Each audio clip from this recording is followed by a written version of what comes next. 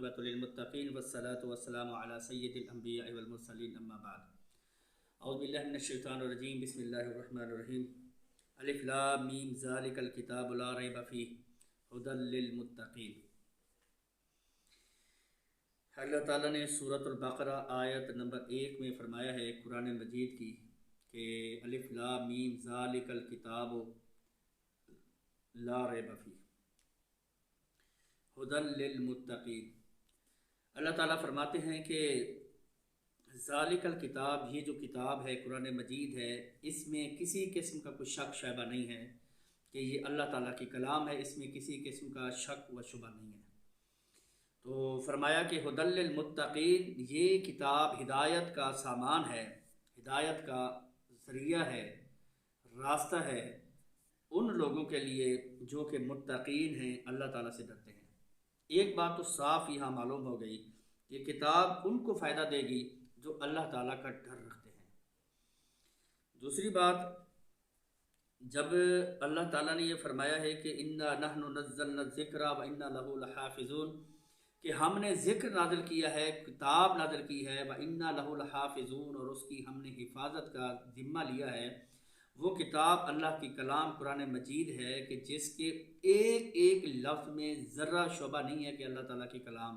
نہ ہو، ایسا شبہ بھی نہیں ہے۔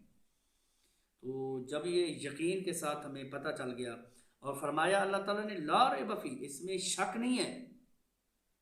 اس لیے کہ اس سے پہلے جو اللہ کی طرف سے آسمانی کتابیں نازل ہوئیں ان میں تبدیلی ہوئی، لیکن اس کتاب میں کسی قسم کی کوئی تبدیلی نہیں کر سکتا۔ رب تعالیٰ نے اس کی حفاظت کی ذمہ داری لی ہے۔ اور یہ کہ جب یہ کتاب اللہ تعالیٰ کی طرف سے ہمارے پاس ہے، ہمارے اندر ہے، تو ہم اس کے ذریعے سے اگر ہدایت کا سامان اکٹھا نہیں کرتے تو یقیناً یہ ہمارے لیے بہت بڑی جو ہے بدقسمتی ہے کہ اللہ تعالیٰ کی کلام جو ہے، جس کو ہم نے سمجھنا تھا، جو کہ ہدایت کا سامان ہے، لیکن یہاں پہ سمجھنے کا جو نقطہ ہے وہ یہ ہے کہ یہ کتاب فائدہ دے گی ان لوگوں کو جو کہ تقوی والے ہیں، جو اللہ کا ڈر رکھتے ہیں۔ اگر اللہ کا ڈر نہیں ہے تو پھر یہ کتاب فائدہ نہیں دے گی۔ معاشرے میں آپ دیکھ سکتے ہیں ہر طرف کہ کتاب کو کس طریقے سے لوگوں نے اس کے ساتھ جو ہے رویہ برتا ہے۔ اس کے حقوق ہیں، جہاں جہاں دین اسلام ہمیں حقوق متعین کرتا ہے وہاں کتاب اللہ کے حقوق ہیں۔ یہ ہدایت کا سامان ہے، اس کی تلاوت کرنی ہے، اس سے ہدایت کو حاصل کرنا ہے، یہ ذریعہ ہے، اور اس سے اللہ کا ذکر کرنا ہے، اور یہ کتاب جو ہے انسان کے اطمینان کا سبب ہے اور سامان ہے ہدایت کا۔ لیکن یہ کتاب جو ہے اگر ہماری الماریوں میں پڑی ہے یا ہم نے اس کو نظر انداز کر دیا ہے، یا یہ کہ لائف کے اندر ایک مرتبہ ہم نے اس کو جو ہے ناظرہ کے طور پر ہم نے پڑھا ہے، اس کے بعد پھر ہم نے اس کو چھوڑ دیا، یا کبھی کبھی اٹھا کے ہم تھوڑا پڑھ لیتے ہیں لیکن اس کو سمجھتے نہیں ہیں، تو یقیناً ہم اس کا حق ادا نہیں کر رہے۔ یہ کتاب جو اللہ تعالیٰ کی طرف سے آسمان سے اتری ہے، جس کی کتاب کے اندر کسی قسم کا شک نہیں ہے کہ اللہ تعالیٰ کی کلام ہے، تو اس کے نہ پڑھنے سے ہمیں فکر کرنی چاہیے۔ اب دیکھیں جی، تقوی، اللہ تعالیٰ تو فرماتے ہیں فذکر بالقرآن من یخاف وعید، کہ اے پیغمبر اس قرآن کے ذریعے سے آپ نصیحت کیجئے ایسے لوگوں کو جو اللہ کی ڈانٹ ڈپٹ سے ڈرتے ہیں، اللہ کی ڈپٹ سے ڈرتے ہیں۔ دیکھیں جی، ہم کوئی کاروبار کرتے ہیں، کوئی جاب کرتے ہیں، ملازمت کرتے ہیں، کوئی کام کرتے ہیں، وہ اس لیے کرتے ہیں تاکہ ہماری زندگی جو ہے وہ بہتر گزرے اور معاشرے میں ہمارا رہن سہن اچھے لیول کا ہو، اچھے کیٹیگری میں ہمارا لائف سٹائل ہو۔ اس کے لیے ہم زندگی کی ہر پلاننگ کرتے ہیں، اور ڈرتے بھی ہیں کہ اگر ہم کی شاپ لگائی ہے، اگر اس پہ ٹائم نہیں دے گے تو شاپ جو ہے ہماری اگر تالا لگا ہے تو پھر ہمیں نقصان ہو سکتا ہے، ہماری دنیا کا جو منفعت ہے وہ ختم ہو جائے گی۔ اور اسی طریقے سے جو ڈیوٹی کرتا ہے اس کے لیے یہ ہے کہ اگر وہ ڈیوٹی پر نہیں جاتا ہے تو پھر اس کو ڈر ہے کہ میری روزگار چلی جائے گی اور میری دنیا کا جو ساز و سامان ہے وہ ختم ہو جائے گا۔ یہ ڈر بھی ہے،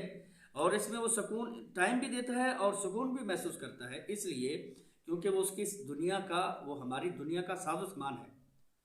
اور یہ ڈر جو ہے اس کے کاروبار میں جو ہے محتاط رہنے کے لیے کافی ہوتا ہے، تکثیر کا کام کرتا ہے۔ ایسے ہی جب ہم اللہ تعالیٰ کا ڈر رکھتے ہیں، اللہ تعالیٰ کا خوف رکھتے ہیں، تو پھر ہمیں یہ ڈر دنیاوی ڈر ہے، اس سے بڑا ڈر یہ ہونا چاہیے کہ اگر ہم اللہ کے ذکر سے غافل ہیں تو اللہ تعالیٰ کی پکڑ تو بہت سخت ہے۔ یہ ڈر جب پیدا ہو جاتا ہے پھر ایک نماز بھی قضا نہیں ہوتی ہے، پھر جو ہے حقوق پامال نہیں ہوتے ہیں، پھر بندہ اپنی زندگی کے اندر محتاط رہتا ہے، بہت سے گناہوں سے، بہت بڑے گناہوں سے ہر طرح سے بچ جاتا ہے۔ اس کی وجہ کیا ہوتی ہے؟ اللہ تعالیٰ کا ڈر۔ اور جہاں ہم کاروبار کے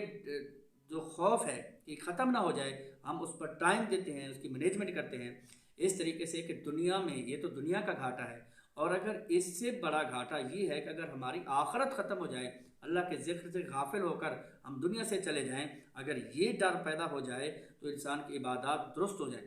اب دنیا کا ڈر، کاروبار کا ڈر ہے، اور آخرت کا ڈر یہ ڈر نہیں ہے، ہم اس کو نظر انداز کر دیتے ہیں، تو یہ ایک ایسا چہرہ ہے جس کو رب نے پسند نہیں فرمایا۔ ایسی سوچ کہ دنیا کے کاروبار کے ختم ہونے سے ہمارا دل جو ہے پریشان ہو جائے، مرجھا جائے، پریشان حال ہو جائیں، لیکن اللہ تعالیٰ کا ذکر چھوڑ دیں اور اللہ کی نماز جو ہے اس سے غافل ہو جائیں اور ذرہ برابر بھی ہمیں ڈر محسوس نہ ہو، تو یقیناً یہ ہمارے لیے جو ہے اللہ تعالیٰ کی طرف سے ایک پردہ ہے، جس کو کیسے ختم کر سکتے ہیں؟ اللہ تعالیٰ کے کلام سے رہنمائی کے ساتھ۔ اب دنیا کی ہر چیز سے ہم محبت کرتے ہیں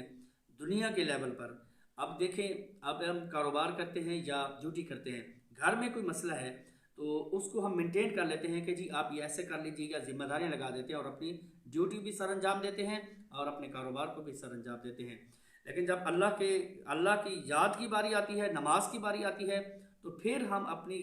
دنیاوی غفلت کے اندر اپنے آپ کو رکھتے ہیں اور اس سے بالکل جو ہے غافل ہو جاتے ہیں۔ یہ جو چیز ہے، دیکھیں، دنیا کی کو اگر پریورٹی کے طور پر رکھیں گے، ترجیحات میں رکھیں گے، اور آخرت کو ہم ترجیحات میں نہیں رکھیں گے، تو یہ پھر ایسا پہلو ہے کہ جو فسق کی طرف لے جاتا ہے، جو ہے اللہ تعالیٰ کی ناراضگی کی طرف لے جاتا ہے، کہ ہم دنیا کو آگے رکھ رہے ہیں اور آخرت کو پیچھے رکھ رہے ہیں۔ تو یقیناً یہ ایسا لمحہ ہے ہماری زندگی کا کہ ہم ایمان سے بالکل سائڈ پہ ہوتے جا رہے ہیں، اور ایسی غفلت اللہ تعالیٰ نے بالکل برداشت نہیں کی ہے۔ اللہ تعالیٰ فرماتے ہیں جو ہمارے ذکر سے اعراض کرتے ہیں، قیامت کے دن ہم ان کو اندھا کھڑا کر دیں گے، اس لیے کیونکہ آنکھیں بھی تھیں، دل بھی تھا، طاقت بھی تھی، فراوانی بھی تھی، دنیا میں ٹائم بھی دیا، لیکن انہوں نے اللہ کے ذکر سے اعراض کر لیا۔ آج ان کے بدلے کا دن ہے تو ہم بھی ان سے اعراض کر لیں گے۔